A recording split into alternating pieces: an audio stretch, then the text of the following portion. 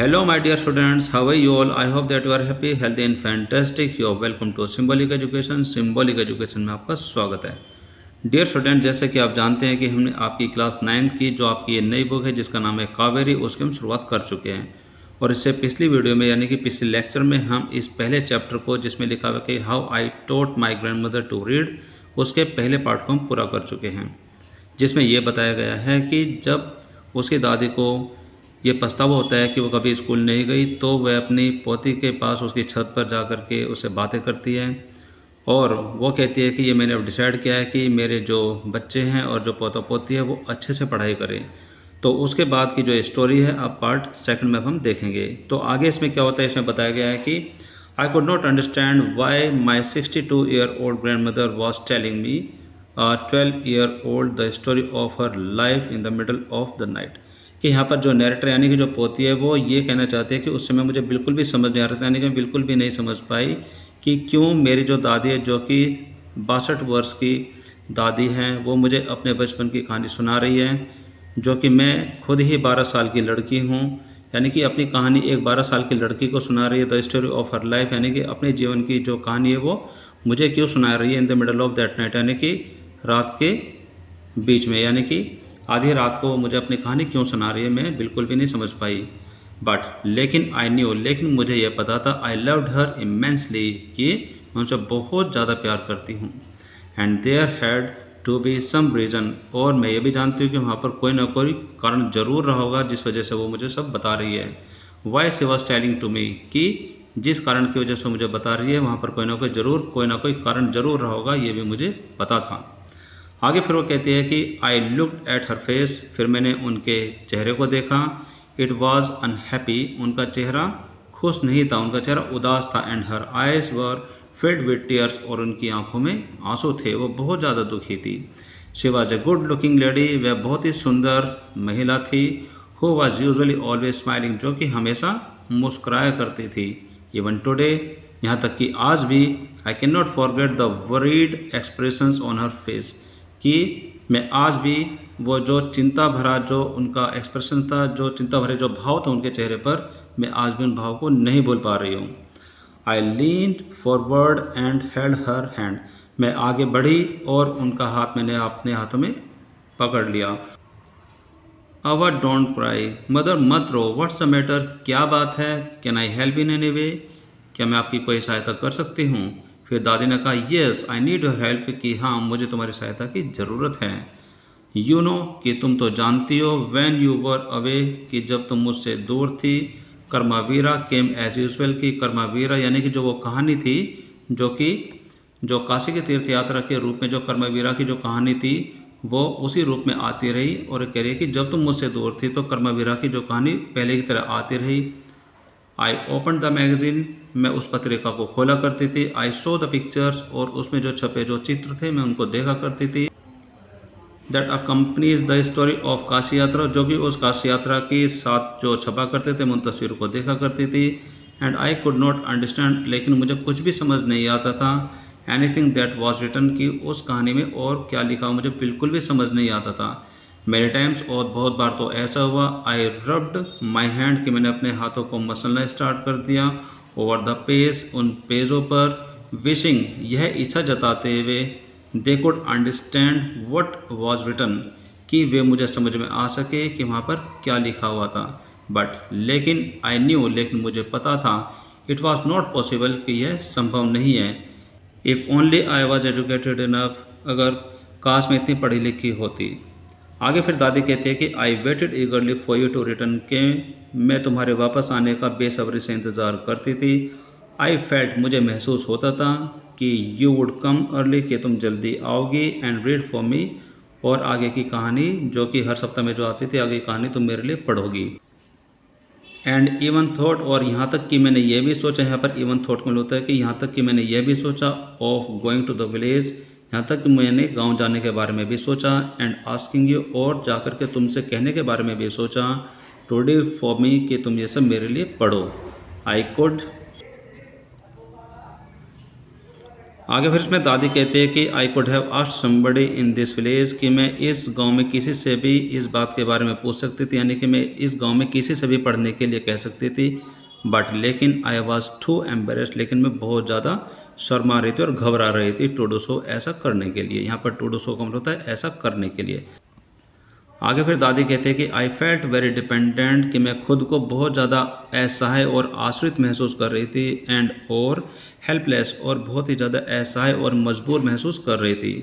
We are well of, कि हम बहुत अच्छे ठीक ठाक लोग हैं, बट लेकिन what use it money when I can not be independent, लेकिन इन सब का क्या फ़ायदा जब I can not be independent, कि जब मैं स्वतंत्र ही नहीं रहती हूँ तो इन सारे पैसों का और इन सारे धन संपत्ति का क्या फ़ायदा। आप इस सेंटेंस को बड़े ध्यान से फिर से पढ़ेंगे कि वी आर वेल ऑफ, यानी कि हम एक अच्छे परिवार से संबंधित हैं, यानी कि हम एक संपन्न परिवार, यहाँ पर वेल ऑफ का मतलब है कि संपन्न, यानी कि सुख सुविधाएं सारी चीज़ें वहाँ पर हैं। But what use of it money, यानी कि इस पैसे का क्या यूज़ है, यानी कि इस पैसे का क्या फ़ायदा। व्हेन, जब I can not be independent, कि जब मैं स्वतंत्र यानी कि आज़ाद ही नहीं रह सकती, तो इन सारे पैसों का और धन संपदा का क्या फ़ायदा। आगे इसमें लिखा है कि I did not know what to answer. यहाँ पर फिर आगे नरेटर यानी कि जो वो पोती है वो कहती है कि मुझे समझ नहीं आ रहा था कि मैं जवाब में क्या बोलूँ, यानी कि क्या जवाब दूँ। अव्वा कंटिन्यूड, अव्वा यानी कि जो वो दादी है अपनी बात को लगातार कहती चली गई। आगे इसमें लिखा है कि I have decided I want to learn the Kannada alphabet from tomorrow onwards. फिर आगे दादी ने कहा कि मैंने ये निर्णय लिया है कि I want to learn the Kannada alphabet, कि मैं चाहती हूँ कि मुझे कन्नड़ की अल्फ़ाबेट यानी कन्नड़ वर्णमाला मुझे आए, यानी कि मैं उसको सीखना चाहती हूँ। फ्रॉम टुमारो ऑनवर्ड्स, कल से ही। I will work very hard, मैं बहुत ज़्यादा मेहनत करूँगी। I will keep Saraswati Puja day during Dussehra as the deadline. और फिर वो कहती है कि मैं सरस्वती पूजा रखूँगी ड्यूरिंग दशहरा, दशहरा के दौरान, एज द डेडलाइन, कि जैसे कि उन्होंने जो डेडलाइन वो एक समय सीमा निश्चित कर दी हो। दैट डे, उस दिन, I should be able to read a novel on my own. और उस समय फिर दादी की ये इच्छा है कि उस समय मुझे खुद से ही इतना योग्य हो जाना चाहिए कि मैं एक नॉवल खुद से पढ़ पाऊँ। आप इस सेंटेंस को फिर से पढ़ेंगे कि दैट डे, उस दिन, आई शुड बी एबल, कि मुझे इतना योग्य हो जाना चाहिए, यानी कि मुझे इस लायक हो जाना चाहिए, to read a novel on my own, कि मैं खुद से एक नॉवल पढ़ सकूँ। I want to be independent, कि मैं भी स्वतंत्र होना चाहती हूँ, यानी कि मैं भी आज़ाद होना चाहती हूँ, मैं भी किसी पर डिपेंड रहना नहीं चाहती।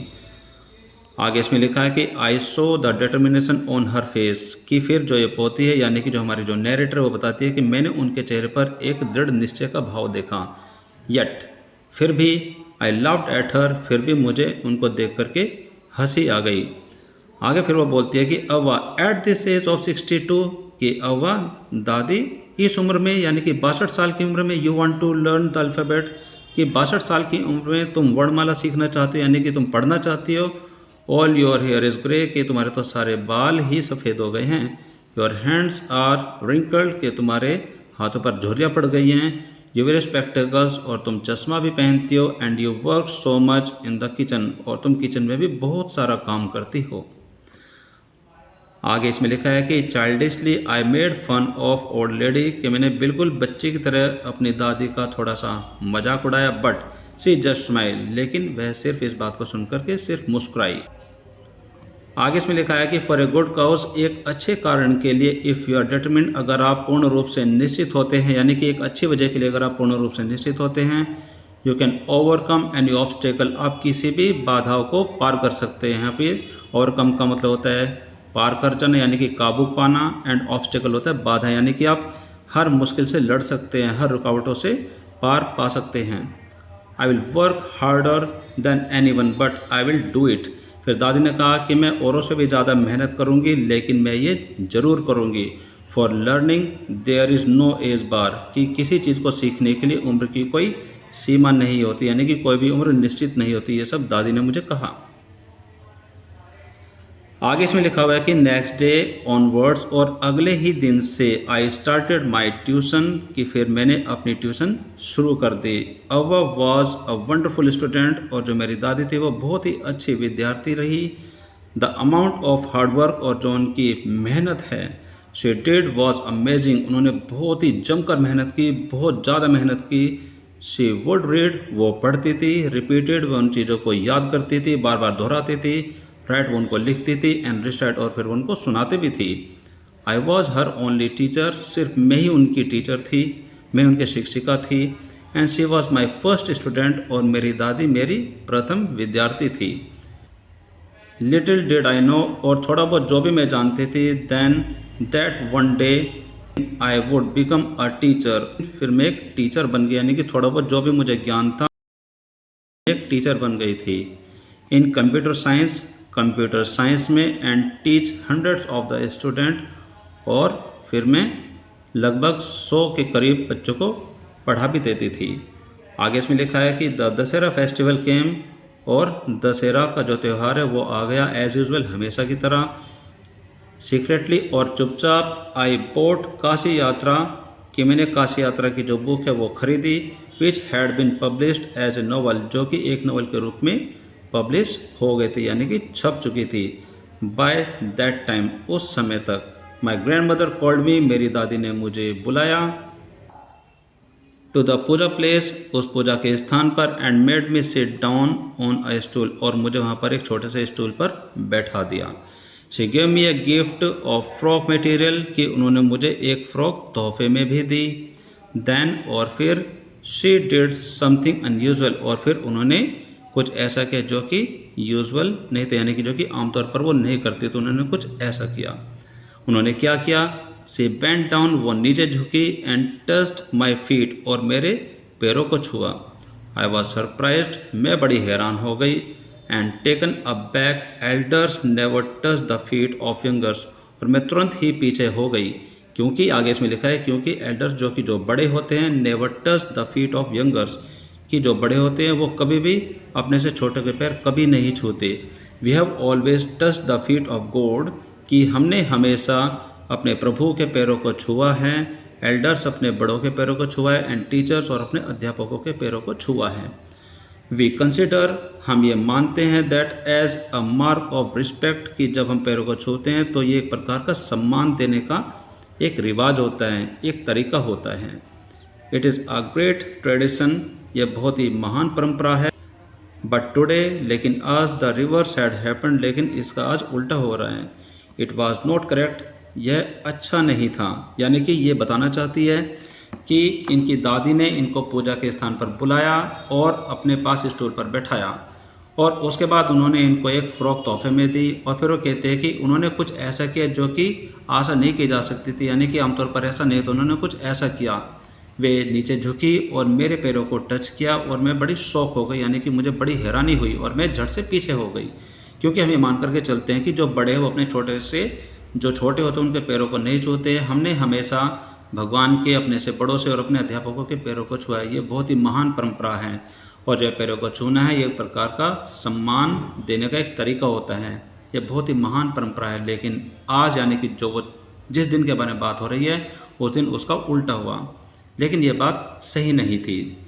आगे इसमें लिखा है कि शी सेड, फिर मेरी दादी ने कहा, I am touching the feet of a teacher, कि मैं एक शिक्षिका के पैरों को छू रही हूँ, यानी कि मैं एक टीचर के पैरों को छू रही हूँ। नॉट माई ग्रैंड डॉटर, ना कि मैं अपनी पोती के पैरों को छू रही हूँ। A teacher who taught me, वह टीचर जिसने मुझे पढ़ाया, सो वेल, बहुत अच्छे तरीके से। यानी कि यहाँ पर जब दादी ने मेरे पैरों को छुआ तो उन्होंने कहा कि मैं अपनी पोती के पैरों को नहीं छू रही हूँ, बल्कि अपने टीचर के पैरों को छू रही हूँ। वह टीचर जिसने मुझे इतने अच्छे से पढ़ाया, with so much of affection, बड़े प्यार से, that I can read any novel confidently, कि इतने प्यार से कि अब मैं किसी भी नॉवल को एक आत्मसम्मान के साथ, एक पूरे आत्मविश्वास के साथ पढ़ सकती हूँ। इन सच ए शॉर्ट पीरियड, बड़ी जल्दी, यानी कि ज़्यादा समय मुझे नहीं लगता। यहाँ पर इन सच ए शॉर्ट पीरियड का मतलब होता है समय का बहुत ही छोटा पार्ट, यानी कि कम समय है। अब वो दादी कहती है कि वो टीचर जिसने मुझे इतने अच्छे से पढ़ाया, और अब मैं किसी भी नॉवल को पूरे आत्मविश्वास के साथ पढ़ सकती हूँ, वो भी कम समय में। नाउ, और अब, आई एम एन इंडिपेंडेंट, अब मैं इंडिपेंडेंट हूँ, यानी कि स्वतंत्र हूँ, अब मैं आज़ाद हूँ। It's my duty to respect a teacher, और मेरे टीचर का सम्मान करना ये मेरा कर्तव्य है। आगे फिर दादी कहते हैं कि is it not written in our scriptures, क्या ये हमारे वेद पुराणों में नहीं लिखा हुआ है, दैट कि a teacher should be respected, कि एक शिक्षक का सम्मान होना चाहिए, उनका आदर सत्कार होना चाहिए, respective of the gender and age, चाहे वो किसी भी जेंडर के हो या फिर वो किसी भी उम्र के हो, उनका हर रूप में सम्मान होना ही चाहिए। ये हमारे वेदों में लिखा हुआ है। आगे इसमें लिखा है कि I did return her namaskar to her by touching her feet, उनके पैरों को वापस छू करके, and gave my gift to my first student, और फिर मैंने मेरी पहले विद्यार्थी को एक तोहफा भी दिया। शी ओपन इट, उन्होंने इसको खोला, and read immediately Kashi by Triveni, और उसने ये तुरंत ही पढ़ना शुरू कर दिया द काशी यात्रा बाय त्रिवेणी, कि वो छोटी सी बुक जो कि काशी यात्रा के नाम से छप चुकी थी, जो कि त्रिवेणी जो लेखिका थी उनके द्वारा लिखी गई थी। एंड द पब्लिशर्स नेम, और उस पर जो पब्लिशर का जो नाम था वो भी लिखा हुआ था। आई न्यू, मुझे पता था, then that my student had passed with flying colours, मैं जानती थी कि जो मेरी विद्यार्थी है यानी कि जो मेरी दादी है वो बहुत ही अच्छे नंबरों के साथ पास हुई है। और यहाँ पर यह चैप्टर पूर्ण रूप से समाप्त होता है। तो यहाँ पर जो है चैप्टर है पूरी तरीके से समाप्त होता है, जो कि सुधा मूर्ति के द्वारा लिखा हुआ है। ये बहुत अच्छे राइटर हैं। तो इस सेकंड पार्ट में हमने देखा कि जब दादी ने अपनी पोती को, जो कि हमारे इस चैप्टर की नैरेटर है, जो कि हमें अपनी कहानी सुना रही है, कि जब दादी ने दुखी मन से उसको अपनी कहानी सुनाई कि छोटी उम्र में उनकी शादी हो जाती है और छोटी उम्र में उनकी माँ उनको छोड़ करके चली जाती है और उनके पिता दूसरी शादी कर लेते हैं, तो उस उम्र में उनका ही देखभाल करने के लिए और उनको गाइड करने के लिए कोई भी नहीं रहता है। और फिर उनकी शादी हो जाती है, बच्चे पोते वगैरह सब हो जाते हैं, परिवार बन जाता है, और फिर वो उनके पालन पोषण में ही बिजी रहते हैं और कभी भी उनको पढ़ने का मौका नहीं मिलता। लेकिन उस समय जब उसने अपनी पोती से कहा कि हाँ मुझे तुम्हारी सहायता की ज़रूरत है, तुम मुझे पढ़ाओ, कन्नड़ भाषा को सिखाओ, तो यहाँ पर जो हमारी नरेटर है, जो पोती है, उसने अपनी दादी को पढ़ाने सिखाने की पूरी कोशिश की और वो कामयाब भी रही। और उसके बाद जो दादी है वो पूरे आत्मविश्वास के साथ किसी भी नॉवल को बहुत ही कम समय में पढ़ने लगी थी। तो आज की जो ये स्टोरी है बहुत ही अच्छी है, जिसमें एक पोती ने अपनी दादी को पढ़ना सिखाया। तो इसी वजह से इस चैप्टर का नाम है how I taught my grandmother to read, कि मैंने अपनी दादी को किस तरीके से पढ़ना सिखाया। आई होप कि आज की क्लास में जो इस चैप्टर का जो सेकंड पार्ट है वो आपको बड़े अच्छे से समझ में आ गया होगा। एक एक बात को, एक एक सेंटेंस को, एक एक वर्ड को आपने अच्छे से समझने की कोशिश की होगी, ताकि आपके इंग्लिश को समझने में आपको हेल्प मिल सके। तो आज की क्लास में सिर्फ इतना ही, और हम अब मिलेंगे इसके अगली क्लास में, जिसमें हम इनमें जो पूछे गए जितने भी सारे क्वेश्चंस हैं उन सारे क्वेश्चंस को आप आंसर करेंगे। और मुझे ये भी आशा है कि आप उन सारे क्वेश्चंस को सीखने के लिए बड़ा कॉन्सेंट्रेट दिखाएंगे, बड़े ही ध्यान से सुनेंगे, ताकि आप काफ़ी कुछ सीख सकें। सो आज की क्लास में सिर्फ इतना ही। This is all for now for today's class. हमें मिलेंगे हमारी अगली क्लास में। Till then take care, bye bye, have a nice day.